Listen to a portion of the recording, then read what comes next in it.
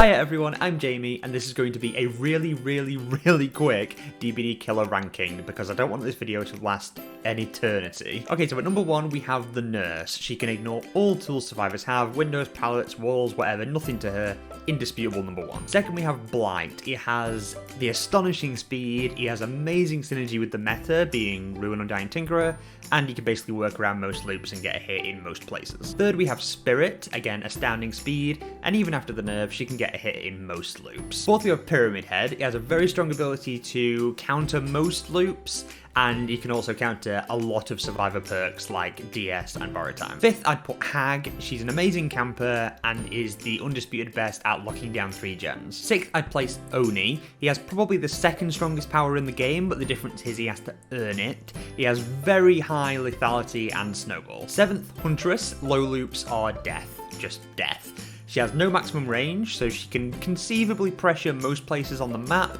except she's very map dependent and has low mobility. Eighth would be Nemesis. He's a pallet chomper, but he has to earn it, but he's probably the best pallet chomper in the game once he does earn it, and the Tentacle is obscenely deadly at low loops. The next two would be Billy and Bubba. So both have insta-down potential, they're both pallet chompers.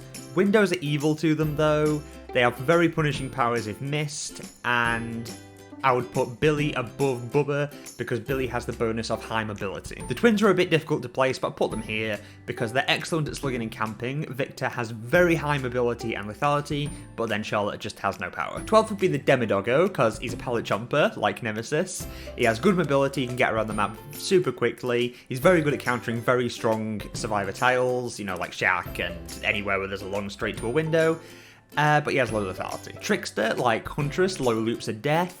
He can take a while to get downs, but you're going to go down eventually. He's a good camper, can pressure distance, but he has very low mobility. 14th would be Pinhead. His passive is very strong, like the box is very strong. His M2 can be very punishing if missed though. Counters dead hard to an extent because you have to run and he can stop you from running, but he's very RNG dependent. 15th would be Plague. Her Black Puke is very deadly, but then survivors kind of control when she has that and when she doesn't. Dedicated servers make her power a bit buggy, and Fountain RNG can really mess you up. 16th, we have this Trainwreck. He has good mobility, average slowdown potential, frequent nerfs have made him a lot weaker, but he's still kind of okay. 17th, Slinger. Faking your power is still viable. Like, you know, it takes a while to aim up, but it's still viable, so it's still effective zoning. He has virtually no mobility though, but he has good synergy with strong perks like Save the Best for Last. I put Doc here because like Trickster, he's gonna hit you eventually. It's just gonna take a long time. He can counter survivor actions, he counters stealth, just, yeah, latency issues and takes a while to get hits. Ghosty here because he has an insta-down ability, which is very strong. Stealth is very strong, he's a good early game because he's one of the few that there's no sign that he's even there. But he has nothing to secure hits or kills, he can just get you exposed. 20th place, I have put Wraith. Short loops are death, they short loops against this guy, you just die. His stealth is strong, but you can hear his purring, you can see his outline, he has to uncloak before he even hits you, he has nothing to secure hits or kills outside of his stealth, he's just an M1 killer. 21st are the Edgy Gang. They are the undisputed best at getting you injured, and mending is small game slowdown. But once they have you injured, they have nothing to actually down you. They're just an M1 killer. 22nd, I put Myers. Happy Halloween. He has an insta-down ability, which is very strong. He has average stealth because, you know, he's kind of tall. You can see him coming. He glows in the dark. Yeah, he's kind of obvious to see coming. He starts the game very weak, and he has to, like, do a lot to earn his power. So it can be a bit rough if survivors stop you from doing that. 23rd would be Miss Piggy. She has inbuilt game slowdown, which, you know, at its best scenario can just kill outright.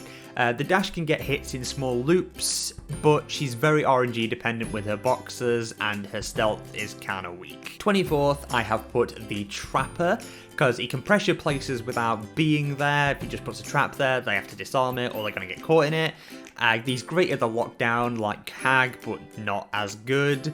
But he has to pick up his power, and he can be RNG dependent on where his power even spawns. And last place is Clown, because while he is very strong in a 1v1, he has no mobility, no game slowdown, no way to lock down.